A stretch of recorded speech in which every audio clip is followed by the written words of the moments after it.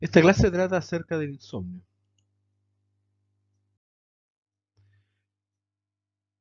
No vamos a hablar de sueño normal, pero muy brevemente el sueño tiene una cierta arquitectura, ¿no es cierto? Con estos episodios de sueño no REM, que son varias etapas sucesivas que se van profundizando cada vez más, alternando con periodos de sueño REM que son más breves y que tienen un electroencefalograma con frecuencia mixta, con movimientos oculares rápidos que le dan el nombre a la etapa y con atonía muscular voluntaria.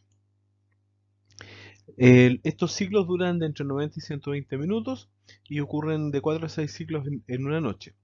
En los primeros ciclos tienen bastante más sueño no REM y en los ciclos más tardíos el sueño REM se va um, alargando.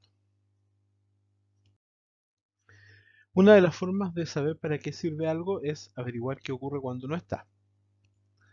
Cuando el sueño es insuficiente ocurren decrementos en la ejecución cognitiva, hay una sensación de cansancio y de somnolencia y aparecen efectos inmunitarios como por ejemplo aumento de marcadores inflamatorios y se ha documentado una menor respuesta a ciertas vacunas.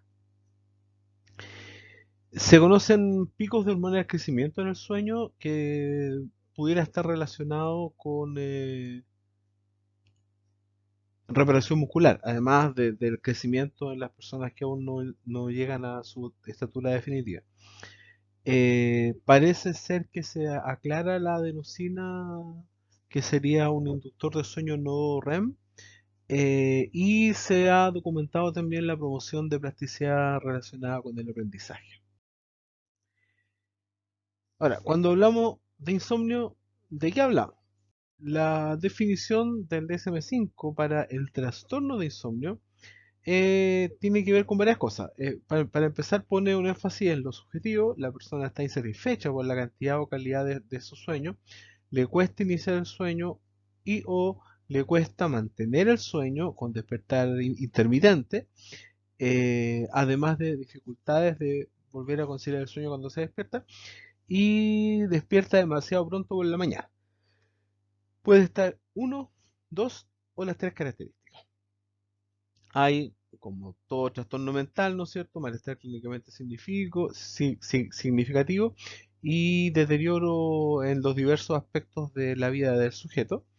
Eh, Tiene cierta frecuencia, pone un punto de corte en 3 noches a la semana, dura un cierto tiempo, por lo menos 3 meses, y la dificultad del sueño se produce a pesar de que la persona tiene las condiciones favorables para dormir. No diagnosticamos trastorno de insomnio en personal que hace turnos o en personas que viven en lugares muy bulliciosos o, por ejemplo, en madres que están criando. No hay otro trastorno del sueño vigilia que explique mejor el insomnio. No hay apnea del sueño, no hay piernas inquietas, en fin. Eh, y el insomnio no aparece solamente cuando hay presente otro trastorno del sueño vigilia. No se puede atribuir el insomnio a una sustancia y tampoco el insomnio queda adecuadamente explicado por la presencia de otros trastornos mentales o enfermedades físicas. Puede haber insomnio con trastorno mental concurrente que no está relacionado con el sueño. Puede haber insomnio con otra afección médica concurrente. Puede haber insomnio asociado a otro trastorno del sueño. Puede haber insomnio episódico en que los síntomas duran menos de un mes pero más de 3 meses. Puede haber insomnio persistente en que los síntomas duran 3 meses o más. O puede haber insomnio recurrente, donde los episodios de insomnio están separados por más de un año. En cuanto a la epidemiología del insomnio, hay un estudio grande que se hizo con pacientes ambulatorios en Estados Unidos que muestra una frecuencia muy elevada de quejas sobre insomnio de cualquier gravedad en las personas adultas. Sin embargo, insomnio de evolución más larga con alguna consecuencia en el funcionamiento diurno era una cifra bastante menor, como ustedes pueden ver ahí. El insomnio era más común en adultos mayores, en mujeres, en personas sin trabajo, en personas que han sufrido el término de una relación de pareja y en personas con nivel socioeconómico menor. Más cercano a nuestra población, en Brasil. Un estudio del 2013 mostró en población general quejas de insomnio más o menos similares a lo anteriormente dicho. 45% de las personas tenían quejas de insomnio. Cuando hablamos de insomnio objetivo, hablamos de que nosotros le hacemos una polisomnografía al paciente y el paciente tiene un tiempo total de sueño nocturno menor a 360 minutos. En este estudio se correspondía al 32%. Esto de insomnio objetivo no es tan objetivo, o sea, a ver, es objetivo porque se mide, es objetivo, pero eh, tiene una ventaja que, digamos, elimina el factor subjetivo de la percepción. Entonces yo pienso que duermo poco y entonces, bueno, tengo insomnio. Pero también tiene la desventaja de que este sueño se mide en condiciones que son absolutamente anormales. O sea, yo saco a un sujeto de su cama, de su pieza y de su casa, lo hago dormir en una clínica o en alguna parte con un montón de dispositivos conectados, digamos, y eso obviamente va a interferir en el tiempo total de sueño que la persona pueda desarrollar. Cualquiera que se haya quedado fuera de su casa sabe que el sueño no es el mismo, ¿ya? Ahora, lo más fidedigno, digamos, para estimar la frecuencia del insomnio como problema clínico es el diagnóstico clínico de insomnio que en esta ¿cómo se llama? Estudio se pudo hacer en el 15% de las personas estudiadas. En Colombia, nos vamos acercando, ya esta es población hispanohablante. Tenemos un estudio en mujeres, un número apreciable de mujeres en la edad media de la vida, chiquillas de mi edad, puras lola, y entonces tenían insomnio en el 27,5% de los casos, o sea, un tercio, que era más común si la persona fumaba, si presentaba otros síntomas psicológicos, si presentaba alguna enfermedad médica, y se encontró que no influía la edad dentro de este rango, que es bastante estrecho en verdad. Estamos hablando de que son personas que pertenecen más o menos a la misma generación. No hay diferencia en la etnia en Colombia y no hay diferencia entre el estado de pareja, ¿ya? En este grupo por lo menos. Tampoco había diferencia en el estado menopáusico, ¿ya? Considerando que en esta edad vas a tener un grupo importante de mujeres, tanto premenopáusica como posmenopáusica. Entonces, nos vamos acercando en la República Argentina, en Córdoba, en un hospital general, se evalúa la presencia de insomnio con criterio CIE-10 en pacientes consultantes por patología médica crónica, o sea, otra población sumamente seleccionada, y acá encontramos que un 69% tenían insomnio. Parece ser que obviamente la frecuencia de insomnio en la población depende de qué población estemos mirando y de cómo hagamos el diagnóstico, ¿ya? Ahora, el insomnio se relaciona con otras patologías y cuando yo estudié medicina y todavía cuando estudié psiquiatría, uno hablaba de que rara vez el insomnio era primario y normalmente era secundario a una enfermedad, considerándose por lo tanto que el insomnio era un síntoma de la enfermedad. ¿Qué relación existe con otras patologías? Entonces, esta diferenciación de insomnio primario y secundario en general ya no se ocupa mucho, o no se ocupa en verdad, y hablamos más bien de factores de riesgo individuales. O sea, hay ciertas poblaciones, como veíamos en los estudios epidemiológicos, que es más frecuente que tengan insomnio. Hay algunos factores de riesgo individuales como ser adulto mayor, como ser mujer, como tener antecedentes de insomnio en etapas previas de la vida. Recuerden que insomnio se considera un periodo de 3 meses con el problema y entonces alguien podría haber tenido 20 años atrás un periodo similar. Y la persona que tiene normalmente el sueño liviano o que este sueño se hace liviano ante el estrés, que esto es una característica individual, digamos. Es que hay algunas personas que se despiertan de nada y mientras tanto los otros dormimos como troncos. Eh, El insomnio aparece como síntoma de varias patologías mentales. Uno ve el insomnio incluso como criterio de diagnóstico en depresión, en el trastorno por estrés traumático, en fin. Entonces, la patología, a ver, nos saltamos del concepto insomnio como síntoma de una enfermedad mental a la patología mental como factor de riesgo para tener insomnio, ¿ya? Considerando que el insomnio siempre va a ser un evento multicausal. Eh, claro, bueno, la mitad de las personas con insomnio tienen un trastorno psiquiátrico, lo que significa que la otra mitad no tiene un trastorno psiquiátrico. Y en cambio, la mayoría de las personas con algún tipo de trastorno psiquiátrico han experimentado insomnio en algún momento de la evolución de su trastorno psiquiátrico. Hay que considerar situaciones diversas. ¿Ah? En una patología psiquiátrica la persona puede no necesitar dormir, puede tener acrosomnia y no entra en esta presentación porque eso no es insomnio. ¿Ya? En cuanto al insomnio, la persona puede presentar insomnio como evento independiente, como síntoma independiente, o la persona podría presentar insomnio como secundario a otros síntomas. Por ejemplo, el paciente deprimido que tiene una intensa rumiación depresiva acerca de todas sus características negativas como persona y que esa rumiación negativa es lo que no lo deja dormir. O el paciente que tiene ¿cómo se llama? Un trastorno por estrés postraumático y que tiene, ¿cómo se llama?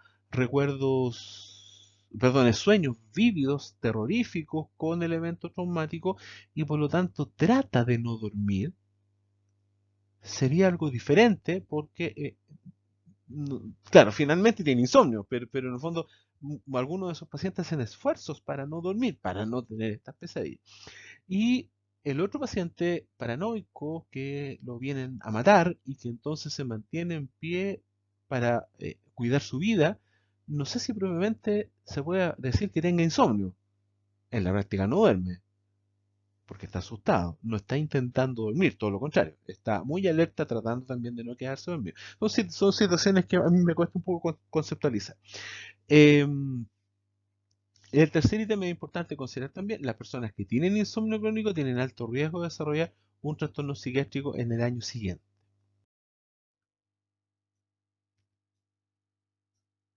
Por ejemplo, tenemos acá la depresión. Frecuentemente la depresión y el insomnio coexisten y vale la pena evaluar qué comenzó primero. No sé si en la primera entrevista, pero vale la pena saber esas cosas.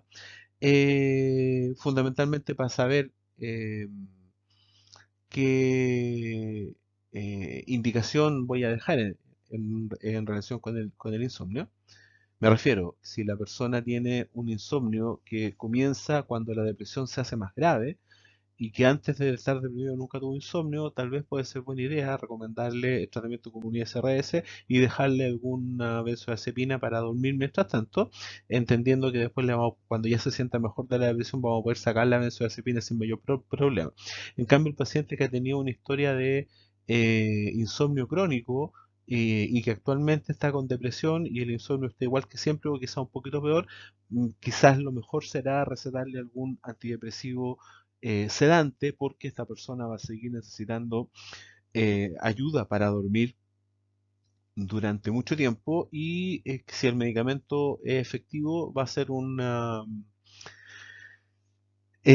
aliciente más para mantener adherencia. En general, en depresión, la latencia REM está disminuida y aumenta el sueño REM total, lo que significa que proporcionalmente disminuye el sueño no REM. Y el tratar ambos separados tiene ventajas en la generalidad de los pacientes. En los trastornos de ansiedad es común la asociación entre ansiedad e insomnio y hay que tratar ambas cosas en conjunto o por separado según el caso. Eh, En el trastorno por uso de sustancias suele acompañarse por problemas para dormir y no es nada raro que el insomnio esté a la base de la recaída en ¿cómo se llama? En el consumo de alcohol y de benzodiazepina. Hemos visto algunos pacientes que también usan marihuana para poder dormirse. Obviamente ahí los estimulantes no juegan. En el estrés postraumático están estos fenómenos que yo ya había mencionado. En enfermedad neurológica, el insomnio frecuente en la enfermedad de Parkinson se asocia con mayor riesgo de demencia y ahí es súper difícil en un adulto mayor que está con insomnio saber si este insomnio es un prodromo de la demencia o es un factor de riesgo para la demencia. Eh, Incluyendo el Alzheimer, digo. Y bueno, una persona que ya tiene demencia, en general, cuando aparece insomnio, se asocia a delirium, agitación nocturna, vagabundeo nocturna, con el consiguiente riesgo de caída, y en fin, eso fue una situación de bastante difícil manejo. La enfermedad médica. Las personas con enfermedad pulmonar suelen tener con bastante frecuencia insomnio y manejar farmacológicamente el insomnio es complejo porque el insomnio, los hipnóticos pueden provocar depresión respiratoria. Entonces hay un problema. La aparición de disnea nocturna, generalmente cuando la persona ya está acostada, puede tener que ver con la acumulación de secreciones. La posición en la que se duerme puede favorecer o no la aparición de tos. Y hay medicamentos como las teofilinas, que ya la verdad es que tratar el asma o el EPOC con teofilina es algo que ya no se hace. Cuando yo fui médico general, sí, recomendábamos aminofilina para las crisis de EPOC y de asma y teofilina para el tratamiento crónico. Los corticoides sí se usan muchísimo, muchísimo, muchísimo, aunque obviamente el uso mayor de corticoides es inhalatorio, que tiene mucho menos efectos sistémicos que los orales, por supuesto. Eh, en hipertensión puede haber una cierta interferencia del sueño con la hipertensión. En enfermedades cardiovasculares es más frecuente y por supuesto enfermedades cardiovasculares graves como la angina inestable o la insuficiencia cardíaca congestiva generan bastantes desastres y el insomnio es uno de los que no es tan relevante en verdad. Esta gente se muere, digamos. En la diabetes, la presencia de insomnio puede llegar al 50% y al revés, el menor tiempo total del sueño a lo largo de la vida es un factor de riesgo independiente para desarrollar diabetes tipo 2. Hay un efecto metabólico relevante en la falta de sueño. En enfermedad médica, en el cáncer, está el tema del estrés, del dolor y de efectos de esos tratamientos. Hago hincapié en que a pesar de que la asociación existe, habría que ver cómo se hace la medición, porque si fueran eventualmente quejas subjetivas de insomnio, estarían dentro del tercio o dos tercios de personas que se quejan subjetivamente de insomnio, digamos, ¿ya? Eso habría que verlo bien. Bueno, obviamente las enfermedades dolorosas en general tienden a dificultar dormir y en insuficiencia cardíaca influye la disnea postural, la ortopnea se llama, si no me equivoco, y la nicturia. Y otras cosas, pues artritis de cualquier causa, fibromialgia, cardiopatía isquémica, hiperplasia prostática benigna, bueno, y ustedes saben leer, así que ahí tienen la lista. Hay un montón de situaciones que pueden provocar problemas para dormir. Y un montón de medicamentos también. Ahí tienen algunos conocidos nuestros, digamos. eh, a otros conocidos nuestros más, en fin.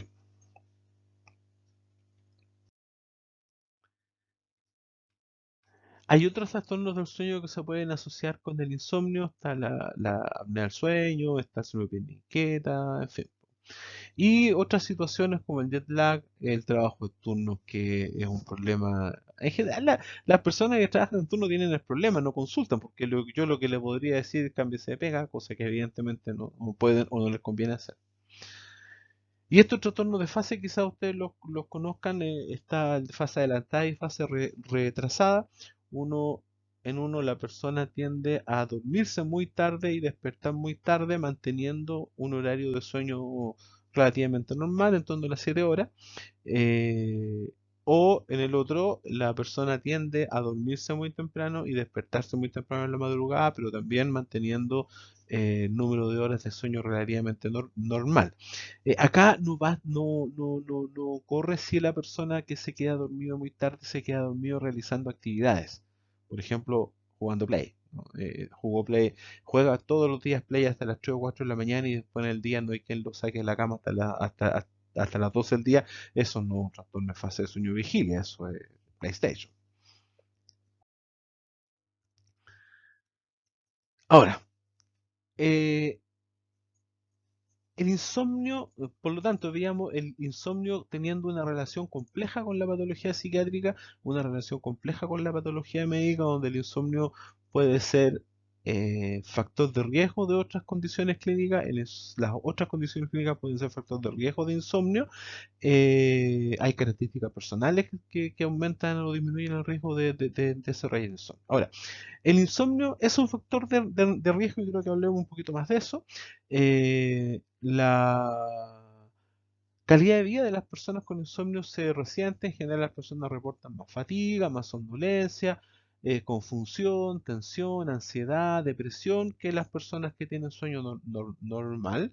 eh, el deterioro de la calidad de vida del insomnio es harto, sí, comparable al de la depresión mayor o al de la insuficiencia cardíaca. Hay unos estudios bastante escalofriantes que dicen que la gente con insomnio tiene menos probabilidad de ascenso en el trabajo y pueden sufrir más accidentes, faltan más a trabajar y cometen más errores, lo que puede tener que ver con lo anterior. En el rendimiento cognitivo en general, el efecto del insomnio está sobreestimado. No es tan malo para el rendimiento cognitivo como se suele pensar. Así como a mí me decía, cuesta niño, que no estudia hasta tan tarde que mañana te va a ir mal porque vas a estar muerto de sueño. O sea, no pasa tanto eso. Hay algunas diferencias, sí, en memoria episódica, en resolución de problemas y en memoria de trabajo, pero no son tan intensas como uno podría pensar. Y no hay diferencia en una variedad de funciones cognitivas que se han medido y en fin. Así que no hay que asustarse. Ya. Un problema que ocurre con las personas que tienen insomnio es la automedicación, que va desde las flores de baja hasta que lo sepan comprar en la feria. Un problema importante es el alcohol, también la marihuana, pero es menos frecuente. Es usual que o sea, no tan usual, pero uno ve con cierta frecuencia pacientes que usan alcohol para tratar de dormir. El problema del alcohol es que ayuda a conciliar más rápido el sueño, pero, ahí, ahí sí, ayuda a conciliar más rápido el sueño, pero el sueño, sobre todo cuando la dosis de alcohol no es tan baja, es más fragmentado y se despierta más temprano en la mañana. Hay una asociación con riesgo de suicidio. Sabemos que el insomnio severo y persistente es uno de los síntomas críticos que puede, ¿cómo se llama?, influir para que uno considere que una crisis suicida es de alto riesgo. Eh, pero en el insomnio más común y silvestre hay una relación compleja entre la patología psiquiátrica, el insomnio como evento independiente y la suicidalidad como evento independiente. Hay creencias disfuncionales en las personas con patología psiquiátrica respecto a la importancia del sueño y a la gravedad del no dormir, que solo aumentan la probabilidad de tener insomnio, y está el aumento de la frecuencia de uso de sustancias. El riesgo cardiovascular, el insomnio crónico, donde hay una disminución significativa del tiempo total de sueño, aumenta la frecuencia de hipertensión, de enfermedad cardiovascular, de pobre control metabólico en diabetes y incluso si uno ajusta la mayoría de los confundentes, se puede asociar a mayor mortalidad. ¿Y cómo se presenta el insomnio? Para empezar, está el insomnio de corto plazo, que es el insomnio que tiene menos de 3 meses, usualmente muy psicológicamente comprensible. Y está el insomnio crónico, que en general tiene años de evolución, que pudo haber tenido algún factor gatillante al comienzo, pero que a esta altura del partido es súper polifactorial, muy variable, periodo incluso que la persona puede dormir más o menos bien y periodos que duerme muy mal, variando más o menos en relación con factores psicosociales y con otras cosas. Y había una serie de nombres que hacían o que intencionaban a la causa de este insomnio crónico, pero la verdad es que el insomnio crónico es súper polifactorial, entonces estos distintos nombres no tienen mucha utilidad. Para empezar, solamente consideramos que es insomnio cuando el sueño de mala calidad o el sueño en poca cantidad aparece si el paciente intenta dormir en la oportunidad y circunstancia adecuada, independientemente de su voluntad. Digamos, si es que la persona no puede dormir porque vive en un barrio muy bullicioso, tiene un vecino que hace carreras todas las noches, no sé si, no, o sea, no podemos hablar de insomnio. Ahí estamos hablando de un problema con los vecinos, ¿ya? Y eso, bueno, tiene otro tratamiento que no es médico, lamentablemente. Em, Tampoco hablamos de insomnio en la pobre señora que está cuidando una guagua y que eh, necesita dormir más urgentemente, pero la guagua se despierta cada rato. En fin, el sueño en general suele ser súper variable, entonces uno tiene que hacer cierta historia para ver las noches que duerme más, las noches que duerme menos, en fin. Eh, Esto es medio subjetivo, pero una persona que se dispone a dormir, ya acostado, tapado, qué sé yo, acurrucado para el lado que le gusta, en fin, normalmente se demora 10 o 20 minutos en quedarse dormido, no, no es que uno se duerma al tiro, ¿ya? Uno quisiera dormirse al tiro, pero eso normalmente no ocurre. Y las personas tienden a despertarse en la noche una o dos veces, la mayoría de la gente normalmente a hacer pipí, y la persona se acurruca de nuevo y se queda dormido bastante rápidamente. En total, no debería uno estar más de media hora despierto a lo largo de la noche, ¿ya? Eh, y en general la persona se puede despertar un poco antes de lo necesario, pero despertarse más de 30 minutos antes de lo necesario ya se considera que es un insomnio de despertar precoz. Ahora, obviamente, 30 minutos, 20 minutos son cifras arbitrarias que dan cuenta más o menos de cierto criterio. Solo eso, no son mandamientos. El total de horas de sueño es muy variable y se debe determinar en relación a lo normal para cada persona. O sea, eh, no es que el adulto promedio duerma 8 horas y entonces si yo duermo 6 horas tengo insomnio, sino que es cuando yo estaba bien, cuánto dormía y cuánto duermo ahora. ¿De acuerdo? Las personas tienden a sobreestimar el tiempo que tardan en dormirse y tienden a sobreestimar el tiempo total de sueño. Sin embargo, se trabaja con ese margen de imprecisión. Es lo que es y punto. La persona tiende a sobreestimar, pero la misma sobreestimación va a ser de cuando dormía bien. Entonces, digamos, no debería am, modificar las cosas en general. Hay que evaluar el funcionamiento diurno, entonces si la persona se anda quedando dormido, digamos, si la persona se duerme durante el día, se duerme durante el día, hay que ver, si se duerme en situaciones de baja estimulación, eso pudiera ser debido al insomnio. Pero si la persona se queda dormido así como de repente, eso pudiera tener que ver con otras enfermedades más graves, como una apnea obstructiva del sueño o como una narcolepsia, esas cosas así, ¿ya? En el día la persona puede tener fatiga y fatiga en malestar general, puede referirse quejas subjetivas de deterioro cognitivo, puede haber algún tipo de disfunción en lo social, en lo laboral, en lo académico, en fin, no sé, o se queda dormido en clase, o no entiende nada, en fin, anda más enojón o más emocional, eh, puede tener disminución de la energía o de la motivación, aumento de los errores, algunas alteraciones conductuales, eh, y ocurre el problema de la preocupación constante por el sueño que en general aumenta el insomnio. El insomnio muchas veces es una afección persistente o recurrente y las exacerbaciones están, ¿cómo se llama?, relacionados con algunas cosas que conviene diagnosticar. ¿Ya? Una persona podría tener un episodio de insomnio a propósito de infección urinaria, ponte tú. De más, de más. En 388 personas adultas con insomnio, el insomnio tenía un año de evolución en el 74% y 3 años en el 46%. Es más persistente en mujeres, adultos mayores y casos graves. Tiende a resolverse más o menos en la mitad de los casos con tratamiento, pero si se resuelve, recurre en la cuarta parte. Diagnóstico diferencial, sueño de corta duración. Esta tabla me la robé de UpToDate y entonces acá vemos lo que tienen que dormir las personas. Si se fijan, los adolescentes duermen un poco más que la persona adulta, pero es un poco más, no es mucho más. O sea, los cabros que se despiertan a las 12 o a la 1 de la tarde, eso, bueno, o eventualmente esa persona tiene una necesidad mayor de sueño o simplemente que se queda dormido, se queda despierto hasta muy tarde en la noche, no, ¿ya? Y los adultos mayores duermen un poco menos que las personas adultas, pero no es mucho menos. Es un poco menos solamente. Estamos hablando de una hora de diferencia. Ahora, hay algunas personas que están en el límite inferior, por supuesto, y ahí uno tendría que evaluar las consecuencias y evaluar las comorbilidades. Si no hay mayores consecuencias, no hay comorbilidades, bueno, eso es su característica. La insuficiencia crónica del sueño puede ser voluntaria o no.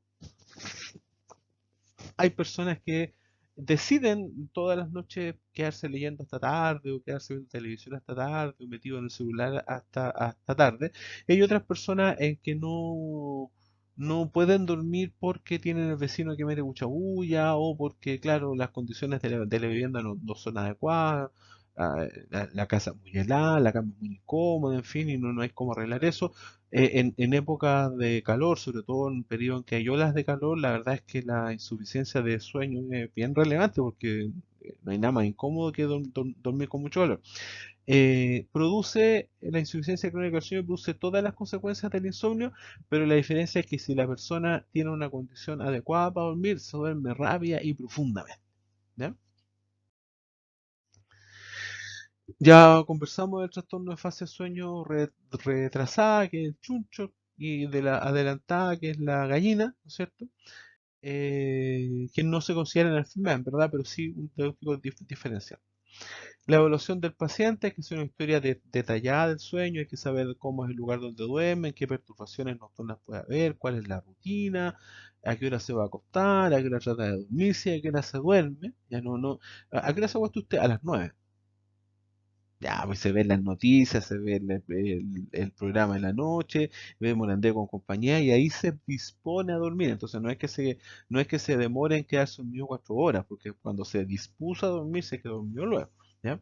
Hay que ver el tema de los dormides y de los despertares para evaluar bien cuántas horas duerme la persona, incluyendo las horas de sueño diurnas. Eso es bien importante. Tener insomnio después de una siesta de 3 horas no es insomnio, digamos. Eh, Hay que fijarse que la persona no puede dormir y no que no lo dejan dormir o que no se dispone a dormir.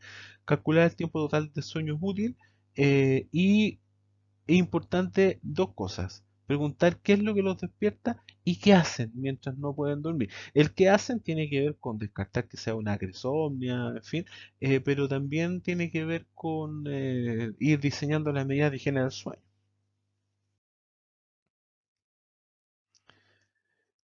Hay que incluir las sensaciones en el día, hay que indagar las creencias asociadas al insomnio, verificar si hay días distintos, puede haber días sin insomnio y días con insomnio, puede que los días que tiene que ir a trabajar sean diferentes de los que no tiene que ir a trabajar, en fin. Eh, Puede que el insomnio tenga alguna relación con estar de vacaciones, o, en fin, o con invierno, verano, lo que tú crees, ¿ya? Puede haber variaciones dependiendo del estrés, del consumo de sustancias, del estado de ánimo. Si hay periodos sin insomnio y con insomnio, ver qué factor puede identificar la persona que puede estar influyendo. Buscar algunos síntomas de trastornos más específicos del sueño. Idealmente conversar con el vecino o la vecina de almohada. Y cuando no queda claro, hacer un diario de sueño puede ser una buena idea, ¿no? Obviamente no estoy hablando de anoche soñé con una barca no, sino que estamos hablando de a qué hora se puso a dormir, a qué hora se quedó dormido, a qué hora se despertó, cuándo se despertó en la noche, en fin, pues, ese tipo de cosas. Eh, es importante derivar a las personas en las que uno encuentre hallazgos. Si parece ser un síndrome de pierna inquieta, un síndrome de obstructiva del sueño o una insuficiencia cardíaca, bueno, ¿qué hacemos nosotros ahí? Pues hay que derivarlo.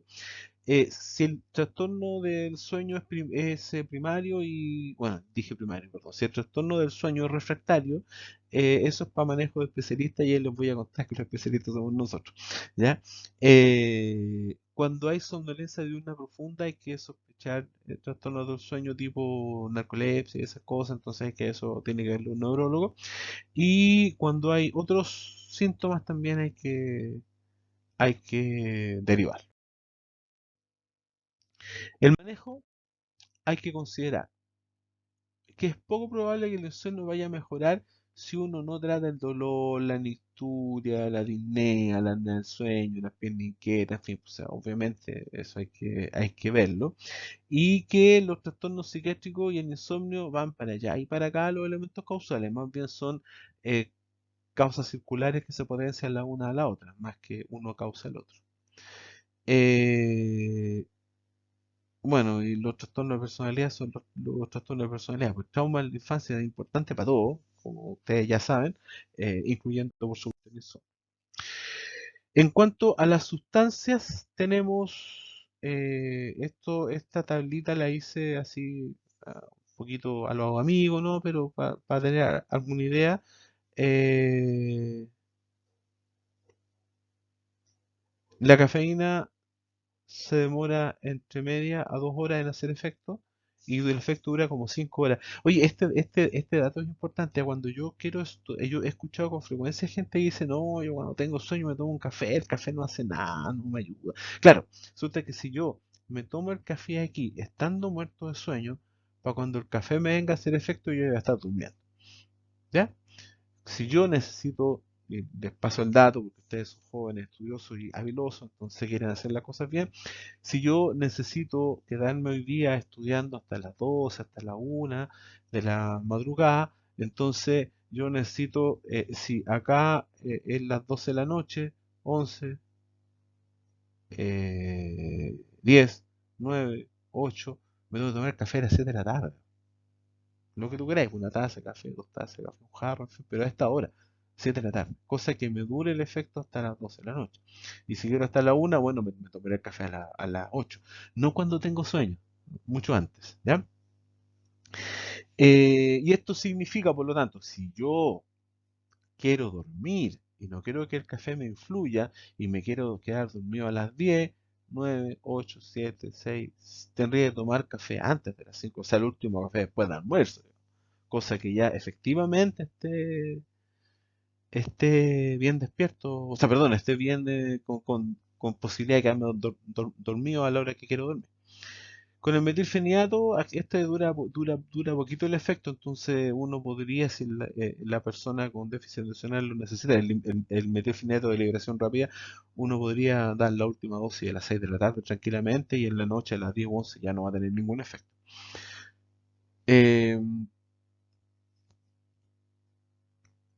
El de liberación prolongada, por supuesto, dura un poco más. La anfetamina, la duración es bastante larga, por lo tanto, acá sí que no hay que usar anfetamina en la tarde, digamos. El modafinilo, la duración es mucho mayor, entonces acá uno tiene que tomar el modafinilo en la mañana, claramente, si es que quiere dormir en la noche, ¿ya? El almodafinilo, la teofilina, que ya no se usan, pero si alguien quiere, ahí está. En el fondo, ir calculando los horarios en los que uno tiene que recetar los medicamentos si es que quiere que no interfieran con eso. Los antidepresivos de uso más común provocan insomnio hasta en un 20% de la población y acá es súper relevante dar siempre el antidepresivo en la mañana, a menos que le provoque insomnio y perdón, le provoque somnolencia y en ese caso cambie la dosis para la noche, ¿ya? Eh, los corticoides siempre hay que usarlo en la mañana por un montón de motivos, entre ellos el tema del insomnio. Hay que considerar que los opioides son sedantes, pero fragmentan el sueño en el uso crónico. Y obviamente hay que ver el tema, porque claro, si la persona tiene un cuadro doloroso grave, como un cáncer, con dolor no va a poder dormir, suele ser una cosa. Ahora, eh, una parte del manejo tiene que ver con que el insomnio genera conductas desadaptativas que contribuyen a perpetuarlo. Entonces uno tiene que ir sacando al paciente de esos círculos viciosos, ¿ya? Entonces hay que tratar de generar, bueno, las personas con insomnio tienden a tener horarios irregulares para dormir, tratan de quedarse dormidos aunque no tengan sueño, como están cansados suelen hacer siestas diurnas, se asustan y se angustian porque no van a poder dormir, lo que solo garantiza que no van a poder dormir, tienden a acostarse y mirar la hora a cada rato y tienden a acostarse a dormir sin sueño para esperar que les venga el sueño, cosa que parece no ser lo más adecuado. Entonces todas esas cosas hay que detectarlas que efectivamente ocurren en este paciente en particular y hay que corregirlas. Algunas creencias desadaptativas relacionadas con el sueño: debería dormirme rápidamente, debería dormirme en cuanto me meto en la cama, no dormir tiene graves consecuencias para la salud, la cama es un lugar de encuentro familiar, de comer, de entretenerse, de jugar con los niños o jugar con las mascotas. Uno normalmente no debería despertarse en la noche. Y quedarse dormido es algo automático, que es natural a las personas y no una habilidad que se debe aprender. ¿Cómo enfrentamos el insomnio episódico? Entonces, para tratar el insomnio que tiene más de un mes y menos de 3 meses de evolución, hay que considerar que normalmente hay un problema de estrés acá, no siempre, pero normalmente lo hay, y probablemente el paciente necesite algún tipo de intervención psicoterapéutica para lidiar con este asunto. Si es mucha la cosa, uno puede usar algún hipnótico por un plazo acotado, sin olvidarse de sacarlo después. Y esto tiene la ventaja, por un lado, de que tranquiliza al paciente y soluciona el síntoma, y por otro lado, que evita el desarrollo de conductas desadaptativas. Hay que tener cuidado que la intervención no sea solo farmacológico, esto hay que manejarlo. ¿Ah? Eh, y si el insomnio se empieza a ser persistente, hay que proponer una terapia cognitivo-conductual específica para el insomnio. La higiene del sueño tiene que ver con una serie de indicaciones que damos a las personas para mejorar su rutina y hacer más factible que la persona se pueda dormir. Son indicaciones de tipo general que hay que aplicar con cierto tino, no presentándolas como la gran solución, y hay que tratar de evaluar si el paciente efectivamente tiene estos problemas.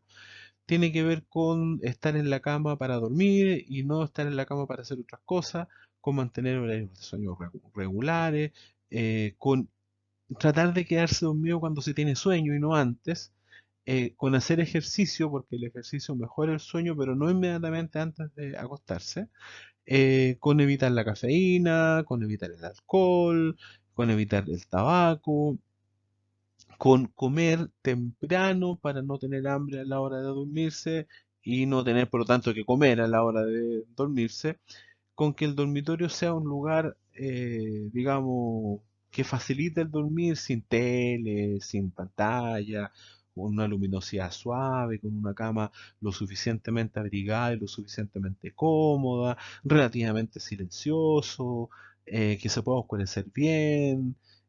Claro, y tú decís, pucha, la pobre señora que viene en la media agua, bueno, pero se hace lo que se puede. Lo de las pantallas que había mencionado, eso 1 o 2 horas antes, al parecer, hay que evitarla. Los filtros de luz azul ayudan un poco, pero no tanto. Y esto que es súper difícil, en general, si es que tengo que tener una conversación difícil con mi señora, la tengo que tener ojalá varias horas antes de acostarme, o la tengo que dejar para el otro día, o no me acuesto a dormir, sino que tengo la conversación y después que tengamos la conversación, bueno, ahí pudiera ser más fácil quedarse sin dormir.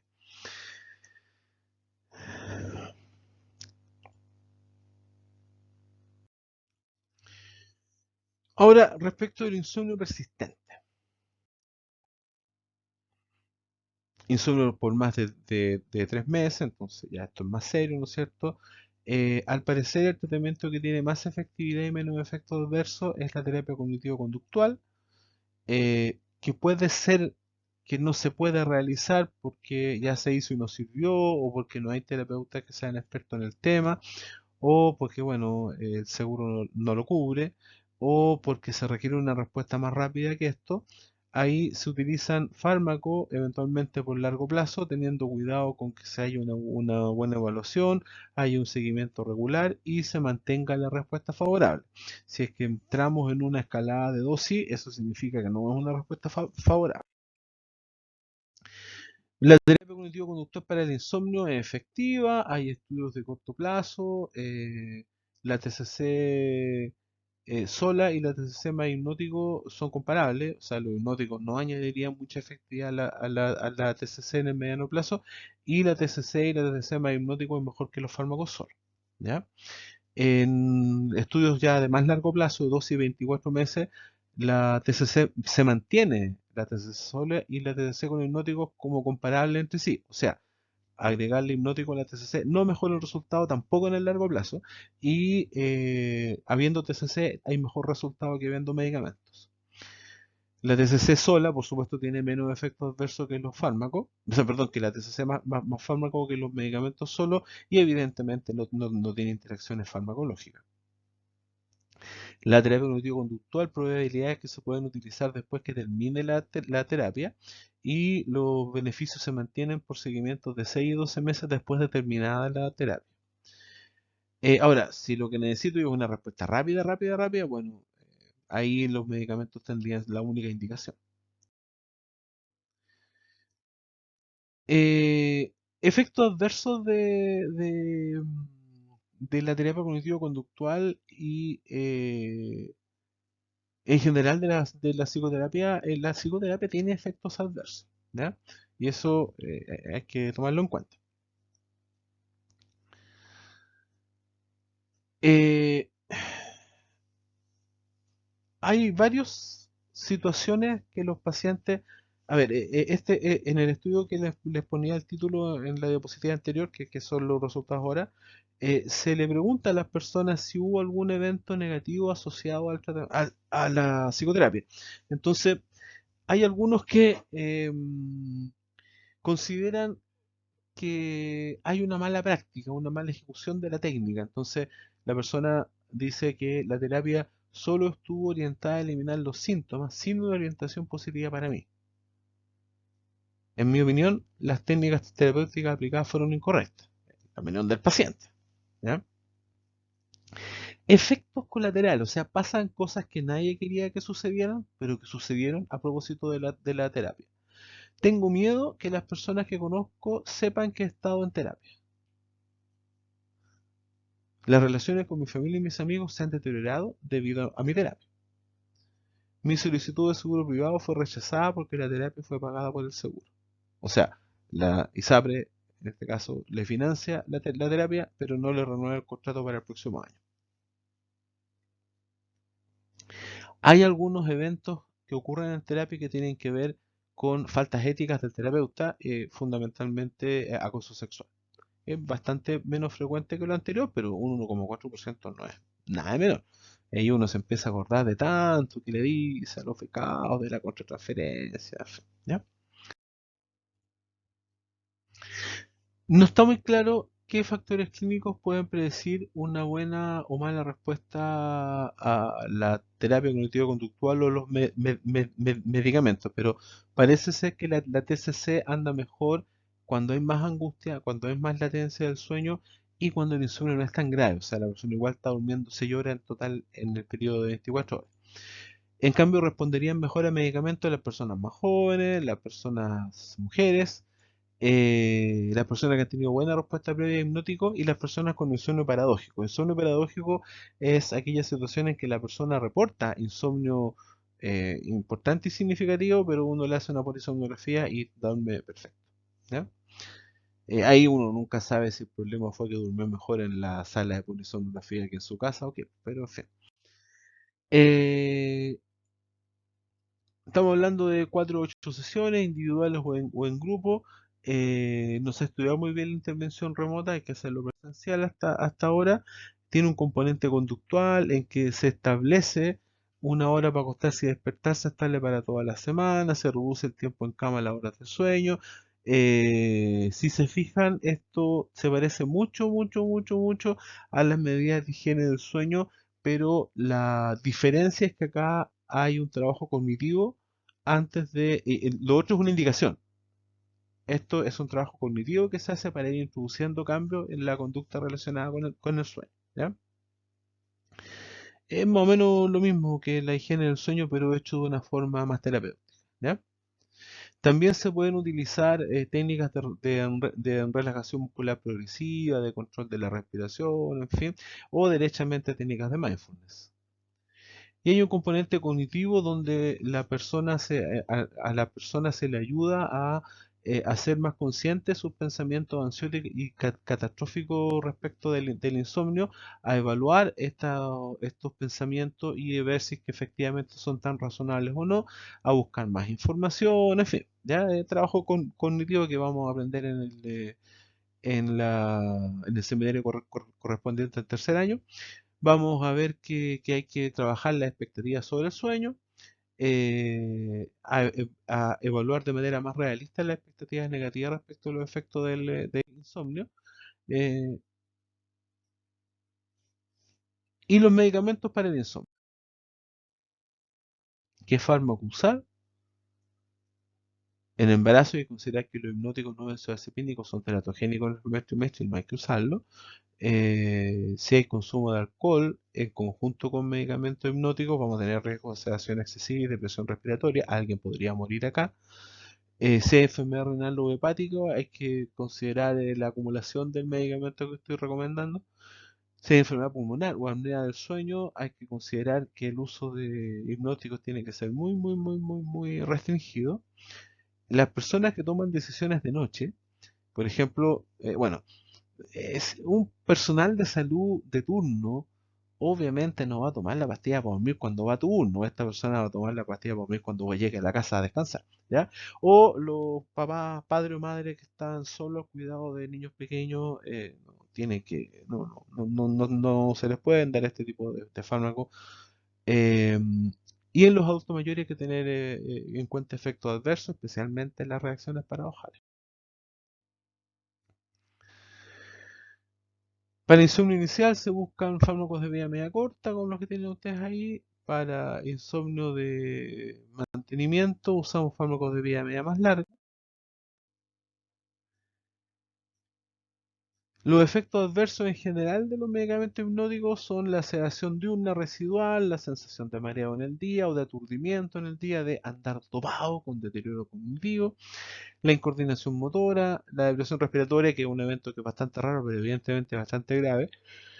El efecto de rebote, la habituación y la dependencia.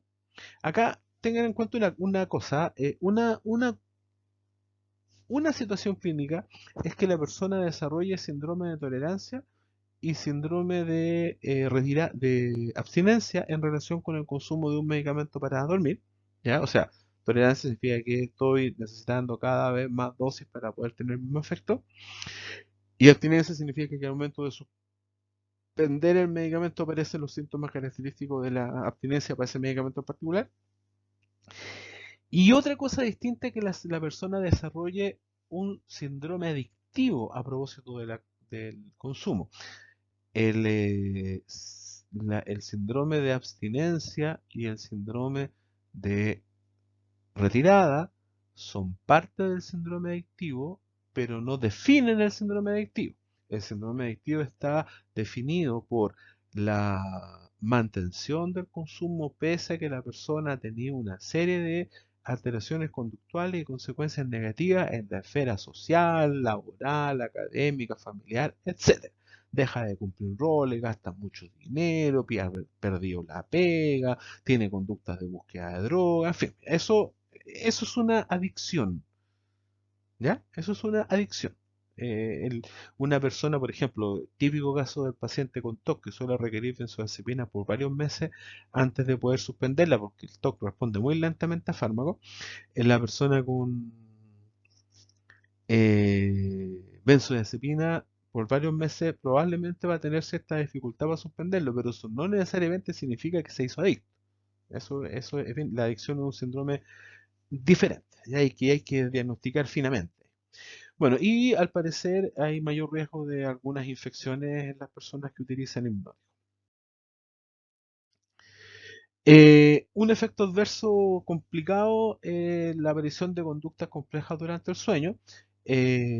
Conductas complejas que pueden ser para el chiste, no sé. Siempre nos reíamos mucho una compañera de curso mía que una vez en la universidad se tomó una sopiclona y no se fue a acostar inmediatamente, sino que se quedó haciendo algo y al rato después se puso a planchar y la familia encontró que estaba rara y mi hijita vaya a acostarse y se como que se andó agitando un poco y no quiero acostarme porque me echan a acostar. Y al final hablando así como con un poquito de desastre y al final le echaron a acostarse y se quedó dormida. ¿Ya? Desde cosas como eso hasta manejar, que es peligrosísimo, ¿ya? Hacer llamadas telefónicas puede ser casi tan peligroso como manejar, dependiendo a quién llame uno y qué es lo que le diga. Comer, que no es menos peligroso, pero uno puede aspirar, bueno, y tener relaciones sexuales según con quién, por supuesto. Ahí la capacidad de consentimiento, y aquí me pongo serio, la capacidad de consentimiento, por supuesto, está absolutamente alterada en esta situación. Hay que tener la precaución de decirle a la persona que tome el medicamento para dormir y que se vaya a dormir, y que ojalá, si es posible, haya alguna persona de confianza que lo acompañe, especialmente en la primera noche.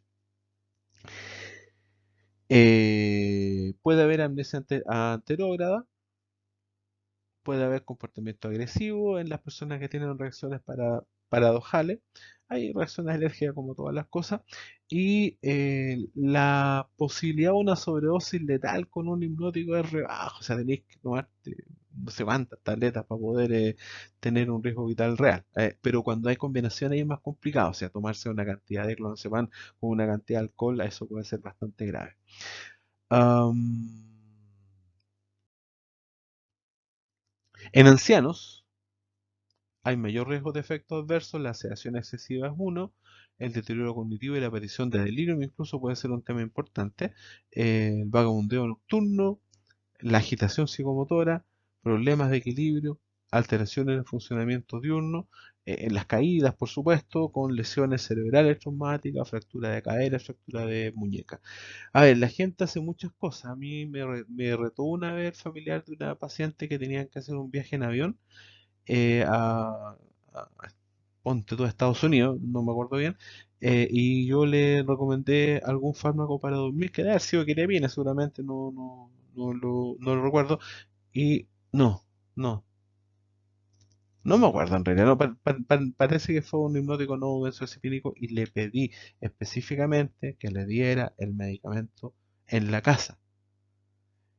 Y después me retaron bien retado porque a la vuelta del viaje, porque la persona había hecho una reacción paradojal en el avión y fue súper difícil el manejo. Y después que me terminó de retar, yo le pregunté, caballero, ¿y usted le dio? La señora estaba con un poquito de demencia. ¿Usted le dio el medicamento a la señora en la casa para probar cómo le hacía? Porque yo me acuerdo que le dije que esto podía pasar. Y bueno, no lo hizo. ¿Ya? Entonces, obviamente, eso fue un problema, pero pasa en esa cuestión. Entonces, hay que ser bien claro en este sentido. Y claro, hoy día yo la verdad creo que le habría dado un antipsicótico a esa señora, en verdad. En adultos mayores, el riesgo-beneficio es bien cuestionable y hay que evaluar la indicación con cuidado. Esto del aumento de mortalidad por los hipnóticos es bastante poco, en verdad. Hay mucho confundente, hay harto problema para hacer esta evaluación y es un efecto bastante menor, pero existe, parece, en estudios retrospectivos que no son de muy buena calidad, pero eran casos y controles, eran 34.000 pacientes, 70.000 controles en 7 años, o sea, eso esa cantidad de gente le da un peso al estudio independiente de la metodología. Entonces se corrigen por todos los confundentes que se pudo corregir y en los 7 años los pacientes que recibieron hipnóticos tenían 4 muertes excesivas por cada 100 pacientes respecto de los que no tomaban hipnóticos. O sea, hay un cierto efecto, pero es bastante menor. El insomnio aumenta el riesgo de suicidio en depresión, eso ya se sabe. No se sabe si el tratamiento del insomnio reduce el riesgo de suicidio, pero por supuesto que en situaciones de crisis suicida una de las primeras cosas que hacemos es tratar el insomnio. El uso de hipnóticos podría aumentar el riesgo de suicidio aparentemente por aumento de la impulsividad.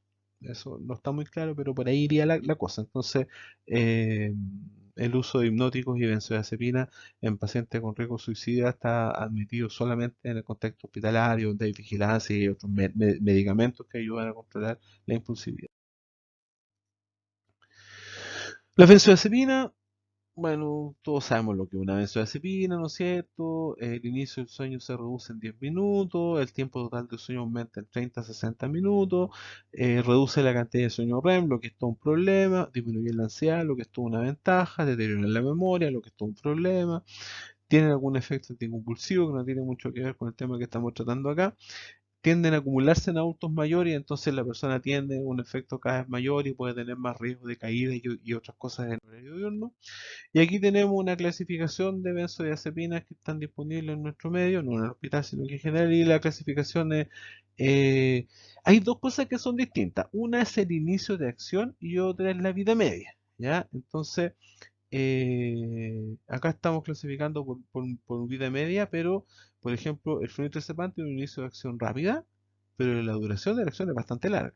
Lo mismo el diazepam. El comienzo de la acción es por la vía oral, por supuesto. ¿Ya? Entonces, acá depende. Pues, si yo tengo un insomnio de conciliación, voy a necesitar un inicio de acción rápido. Y si lo que tengo es un insomnio de mantenimiento o de despertar precoz, voy a necesitar una vida media de acción más larguita. Si lo que yo quiero es evitar que la persona eh, tenga problemas durante el día con el medicamento, entonces voy a usar vida media corta. Si lo que yo quiero es que la persona tenga algún efecto sedante durante el día para ayudar a controlar la angustia, voy a elegir una vida media, intermedia o larga. ¿De acuerdo? Entonces ahí, en el fondo, este es el tipo de tabla que hay que tener a mano siempre. Los famosos hipnóticos solo se ligan a un subtipo del receptor GABA y no tienen efecto ansiolítico ni anticonvulsivo, reducen la latencia del sueño, aumentan la duración y la calidad del sueño, tenemos el Saleplon, esto son cosas que ustedes deberían saber, ya sé que lo vamos a hacer muy rápido, de vida media muy corta, entonces solamente apareció un inicial y el otro día en la mañana el Saleplon salió del sistema hace rato, el Solpidem la vida media un poquito más larga, entonces el otro día en la mañana va a haber va a haber niveles plasmáticos aún, ¿no es cierto? Más riesgo de efectos adversos por lo mismo. En la aparición de alucinación es algo bastante raro, pero es algo que las personas deberían saber para que no se asusten. Si usa sorprende de liberación prolongada, acá la vida media es la misma, pero se sigue liberando durante la noche, entonces finalmente termina durando más. Uno no debería manejar al día siguiente. Respecto de conducir, es que eso le iba a decir delante. En general, las personas que conducen o que manejan otro tipo de maquinaria peligrosa, por ejemplo las dueñas de casa, deberían tomar la primera dosis del medicamento en la noche con la tranquilidad que el otro día no deben conducir o manejar esa maquinaria peligrosa. De manera que si en el día la persona nota que tiene sueño, no maneje. Uno podría decir, pero eso lo puede hacer cualquier día. Claro, pues si tenéis que ir a dejar a los caros chicos al colegio y después te la pega, como que no podéis no manejar. ¿Cachai? Entonces, por eso que se recomienda hacerlo así. ¿Ya? Si no le provoca somnolencia diurna, la persona debería poder manejar con precaución, pero debería poder manejar sin mayor problema. En general, con cualquier medicamento que tenga somnolencia como efecto deseado o como efecto adverso. Cuanto a la esupiclona, ya tiene una vida media más larga, entonces sirve para insomnio de mantenimiento. Los efectos adversos los tienen ustedes ahí y con estos fármacos suele ocurrir que la primera noche, las primeras noches después de suspender el medicamento tienden a empeorar un poquito el sueño, transitoriamente. En general son medicamentos buenos, que tienen buen efecto diurno, la vida media corta les proporciona varias ventajas. Los efectos adversos en general son parecidos a las benzodiazepinas, pero los comportamientos complejos relacionados con el sueño, las conductas tipo sonambulismo, con varias comillas, son más comunes con el suspienso. El paciente tiene que saber. La primera dosis se toma acostado y uno se acuesta a dormir y hay que avisarle al familiar por si acaso, para que lo cuiden en caso de que pase. La melatonina en dosis de 0,1 a 0,5 miligramos puede mejorar el sueño en el envejecimiento, y en los trastornos de sueño asociados a exposición a luz o al jet lag. Exposición a luz estamos hablando de gente que, por ejemplo, si no, yo que siempre he vivido acá, me voy de repente a vivir a Punta Arenas, donde está claro hasta altas horas de la noche, puedo tener problemas para dormir sin haberme cambiado de uso horario. La Punta Arenas en este momento creo que está en una hora de diferencia, pero eso no provoca jet lag, es otro problema, tiene que ver con las horas de luz diurna. Eh, para el retraso de fase de sueño vigilia ya la dosis es bastante más alta y si necesito alterar ritmo circadiano normal, entonces ahí tengo que usar dosis más altas aún. La vida media es menor a una hora y tiene algunos efectos adversos menores. Por periodos de menor a 3 meses se puede utilizar sin mayor problema. La mitriptilina tiene una vida media larguísima, entonces usar la mitriptilina para dormir puede no ser tan buena idea en verdad. Tiene hartos efectos adversos, pero con las dosis bajitas que se usan para dormir, generalmente los efectos adversos no se notan mucho, sin embargo existen, ¿ya? No hay evidencia de uso de amitriptilina como hipnótico, pero se usa en clínica. La trazodona también un antidepresivo, ¿no es cierto?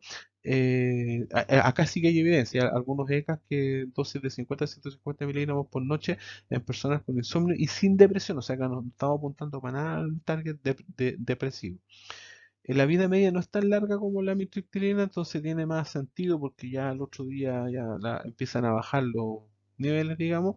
La calidad de la evidencia está por ahí nomás, pero por lo menos hay algo. Mejora la calidad subjetiva del sueño, la persona se queda dormida más rápido, reduce el número de despertares. Y hay algunos pacientes que le hace bien por un tiempo y después ya como que se empieza a perder el efecto, así que tomar en cuenta eso. El uso de antihistamínicos no tiene mucho sentido, la vida media, especialmente de la coframina y de hidroxicina, es súper larga. No tienen o casi no tienen evidencia. El problema de la vida media y por otro lado mucho efecto anticolérgico, entonces hay problemas acá con el uso, no está indicado. El uso de antipsicóticos para dormir lo hacemos extensamente en nuestro medio. En general, la quetiapina y la clorpromacina son los que más comúnmente utilizamos. Ambos tienen la ventaja de que el rango de dosis con efecto antipsicótico y con más efectos adversos son dosis bastante más altas que las que se pueden utilizar para dormir. Eh, eh, Hay una equivalencia de dosis acá en ese sentido. No tienen evidencia para este uso, sin embargo, clínicamente se usan harto. La relación riesgo-beneficio es pobre y si uno se fuera a basar en eso no está muy recomendado porque la vida media es muy larga, tiene un efecto metabólico, extrapiramidales y anticolinérgicos que son complicados. Sin embargo, se constituyen una alternativa cuando el uso de benzodiazepinas o hipnóticos está contraindicado, como por ejemplo ocurre en la adicción. La vida media de la cofimacina es bastante larga, en cambio la vida media de la quetiapina es corta, sí, 5 o 6 horas, pero tiene un metabolito activo, que tiene una vida media de 12 horas. Entonces, claro, hay efecto el día siguiente, sin duda. La fitoterapia tiene bien poca evidencia, hay algunos ensayos con valeriana con poca evidencia de beneficio, y hay un metaanálisis, 14 ensayos, 1600 pacientes, 11 con valeriana, uno con manzanilla, otro con cava, otro con Wuling, que son hierbas que yo no conozco, suenan asiáticas, pero la verdad es que no lo sé. Y en este metaanálisis no hay diferencia entre usar fitoterapia y usar placebo. Y la única diferencia fue que la valeriana tuvo más efectos adversos que el placebo. Así que no estaría indicado utilizar fitoterapia para dormir, así que nada de pasiflor y cuestiones raras. Dato, una vez en una farmacia yo vi que había por ahí cerca de estas ofertas que ponen, había un frasquito de agua del Carmen y el agua del Carmen, el agüita de las Carmelitas, que es un clásico chileno para la ansiedad y para dormir, contiene 70% de etanol. O sea, lo que te calma y te hace dormir ahí es el alcohol, ¿cachai? O sea, tú puedes tomarte un agua del Carmen on the rocks, porque es harto alcohol, mucho más, ¿cómo se llama? Concentrado que cualquier destilado. Así que ojo con lo que toma la gente que toma cosas naturales. ¿Eh? Bueno, La variabilidad más encima puede producir hepatotoxicidad, así que más complicado. Parece que eso. Ah, no me queda uno. Eh, Cuando se usa placebo para ayudar a dormir a la gente, se han hecho ECAs y hay metaanálisis de eso. Entonces se reducen los parámetros subjetivos del sueño, pero si hago polisomnografía, ahí no hay efectividad. ¿Ya? Así que el placebo también es una alternativa para el que lo quiera usar. Y eso pues, estamos. Nos vemos en nuestro próximo video.